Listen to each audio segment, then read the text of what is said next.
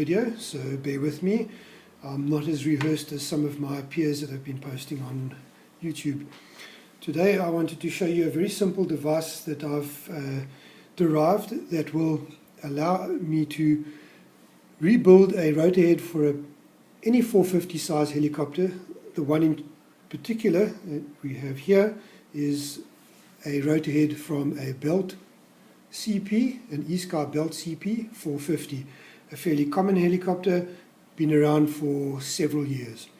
Now, what I've done, and I was fortunate enough to have an old CNC rotor swash plate, beg your pardon, that I've attached to this 4x4. This particular swash plate's bearings have run its day, so no longer required. Very simple nails on the horns, or rather the ball joints that connect to the servos to hold this in position. I've also ensured that the shaft has sunk all the way down, sufficiently enough down the block of wood, so that when inserted and in this current configuration, we have effectively what would be considered as idle up, sticks center, all servo center. So I'm simulating by this block of wood and attaching the swash plate that configuration on the helicopter.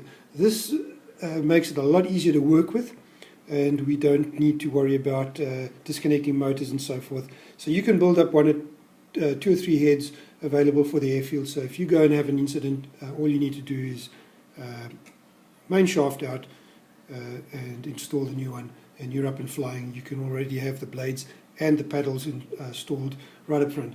I've not installed the paddles here because it does obscure the camera for this demonstration. I've also used some old blades that have been hacked off on the ends, just to give you perspective. And also I use these hacked off blades for my pitch gauge, and that allows me to set the pitch, and I'll demonstrate that in a brief moment. So if I reach up for my pitch gauge, you can see I have a fairly standard pitch gauge, $25, not much to worry about. Now, let me give you a few pointers here with regards to setting up this helicopter. The washout plates need to be parallel. So you can see it is parallel with the swash plate and everything else. Also sighted across these points here, the pin through the linkage and the pin through this section over here. You can see they're all spot on. I beg your pardon, I've just noticed that my blade is in their way. There we go. So those need to be spot on. That said, start off with the factory settings on this rod here. It is 57.15 millimeters from center of ball to center of ball. So start by measuring that up before you go any further. That is a good basis to start from. A tip: when you insert these dummy blades, tighten this down so that it's pretty firm. You can actually rotate by pushing on you. Normally you would have this fairly loose to allow for proper blade tracking and centralization when you spool up due to the centrifugal forces. Ensure that your flybar is still 100% true. I've never broken one of these before, so this is a spare one that I've had, and I've now utilized it here.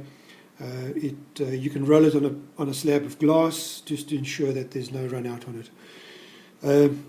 You'll notice now that the levers attached to the flybar run across on the bell linkages, and everything is running true, center, center, and center, and likewise for that side there, center, center, and center.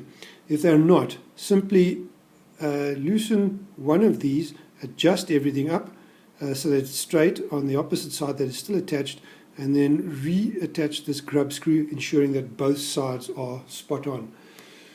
That said, I've elected to use the version 1, which is a fixed linkage. I do not like to adjust these. Version 2 came with an adjustable. You can make use of those, but once you start adjusting between here and here, you're already in big trouble because you don't have your setup down here right, and also on your radio and so forth. If you're using the stock radio, it's a little easier, but if you're using a programmable radio, then fiddling around here, if that's the case, you have a problem somewhere else, and you should go back to the beginning and reconfigure and re-rig the head from the bottom up, servos all the way to the top. Right, very simple now. I have everything spot on. All I need to do then is take my pitch gauge, and I insert it there very gently, not to upset anything. And if you take a look, and I'm going to move the camera very, very gently to show you that, and I'm going to try that once more, bear with me. Let's just move the camera, and you can see that I have that spot on there. I am rotating the camera because my angle's all wrong. Please accept that what I'm telling you, it is spot on. Alright, let's move this back into place, and so let's assume then, for the argument's sake, I have parallel. In this instance it is, but unfortunately we have what they call the error of parallax, so I'm unable to get my camera orientated correctly. Okay. We've ascertained that that blade is running at the 0 degree level. I then rotate this around and install on the second blade, and as it turned out, which is my red blade, my primary blade, I had marked with a little bit of the wife's nail polish red just on the blade horn there, and I know that this one I had to adjust was flying high by about half a degree. In fact, it was probably less than half a degree. All I needed to do was lengthen this control arm by 1/2 turn and reattach, took the measurements again and found it spot on. Once that's done, it's always a good idea to very gently rotate the head around and around a few times. Clockwise, anti-clockwise, doesn't matter, you're not connected to the motor. Remember, clockwise, if you're doing this on the helicopter, you don't want to damage the pinion gears and your brushless motor. And then take a second reading.